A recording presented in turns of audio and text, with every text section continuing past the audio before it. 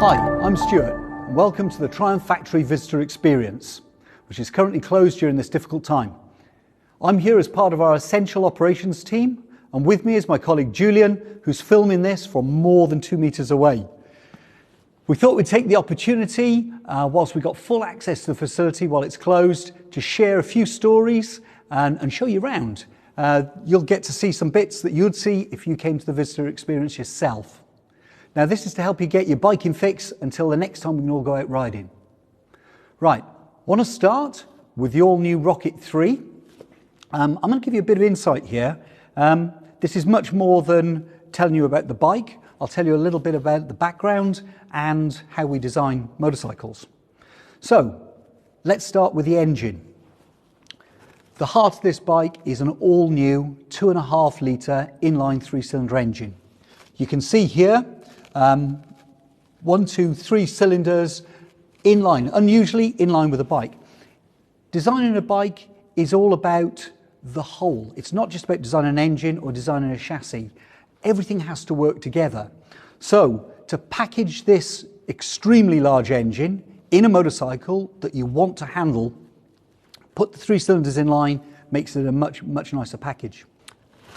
Okay, let's start with a bit of perspective. This is the piston, conrod and crankshaft for the Rocket 3, the new Rocket 3. 110 millimeter piston diameter. Okay. Now the perspective next to it, we've got the much smaller Street Triple and Daytona 765 pistons, conrods and crankshafts. Now that engine, that is also sizes used in the Moto 2 engine, produces over 140 PS. Now the Rocket motor is not all about power, 167 PS, but it's about torque, 221 Newton meters, which is why we have such large pistons. It's all about character. It's all about getting effortless performance on the road, and it's glorious. Really, really nice to ride. Making performance isn't everything. We obviously engineer performance, but we're also engineering beautiful finishes. So if you have a look here, we've got the header system, which is manually TIG welded, hydroformed, 6 hydroformed components, all TIG welded together. Partly about packaging, partly about performance, and all about the value and look and beautiful quality. Some more engine internal components. We've got a cutaway bike here on display. Let's have a look inside it. Okay, so this is the cutaway, which is a really good opportunity to see what's inside a Rocket, but also see how all the parts work together. Now, when we're designing a bike, everything's integrated. We're trying to make components do more than one job if at all possible. So a good example of this is the frame. We've got a cast hollow spine frame.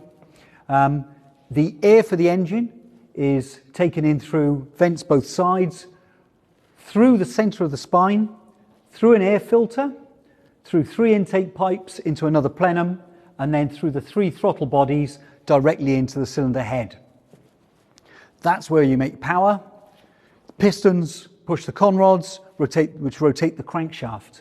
Now the crankshaft is geared directly to the clutch. The clutch is at the front of the engine. Now from this point on, all the power flows to the back wheel. So we've got the clutch attached to the input shaft of the engine.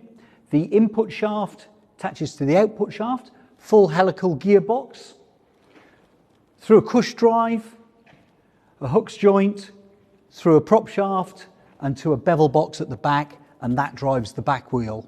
Okay, so that's how you get all that torque to the rear wheel. So that's a small part of the new Rocket 3 story. There's so much more to learn about the bikes here at the Factory Experience or online about any of our bikes. Watch out for more stories. We'll try and film some more today. Thank you for watching and be safe.